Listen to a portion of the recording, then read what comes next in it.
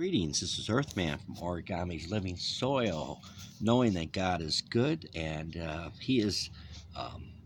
He's in love with us and He's proven Himself worthy by creating an ecosystem and soil and plants and everything so wonderfully for us to enjoy. What we have here is biochar and hydrostones that I inoculated and charged. And what I mean by that is I inoculated the biochar with beneficial bacteria, IMOs, lactic bacteria, photosynthetic bacteria, all sorts of growth promoting bacteria. And I put that into a bucket of water that I bubbled with a little molasses with air stones, and poured that on the biochar, which I already had dusted with some azomite, some oyster shell flour, um, and rock dust in general. And you can use whatever to charge your biochar, any type of nutrient, crab meal, fish meal, kelp meal is a really good one, and a little liquid seaweed's good in there.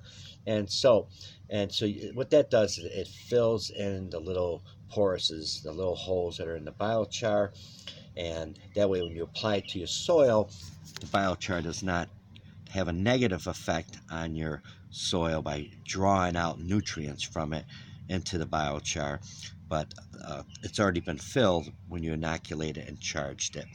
And so biochar is important in your soil. It's a place for bacteria to hide out in during stressful times of lack of moisture, drought or something, or if the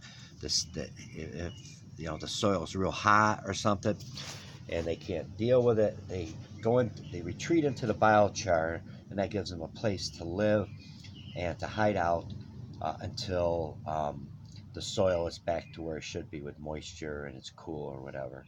And it's a good place to hide out nutrients for your plant to use when the bacteria break it down and make it plant ready.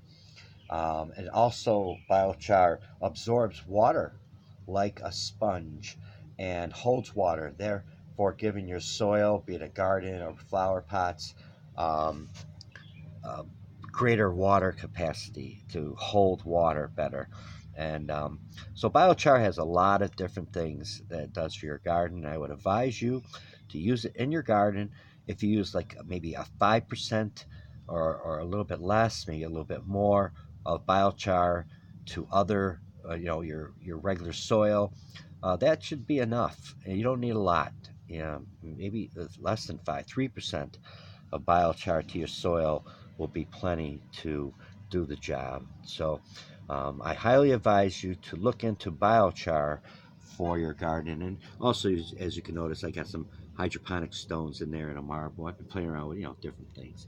That's another thing. You want to experiment with different things to come up with a successful formula and way of doing gardening and growing plants. And so that's it. May God bless you this wonderful day. Have a good one. And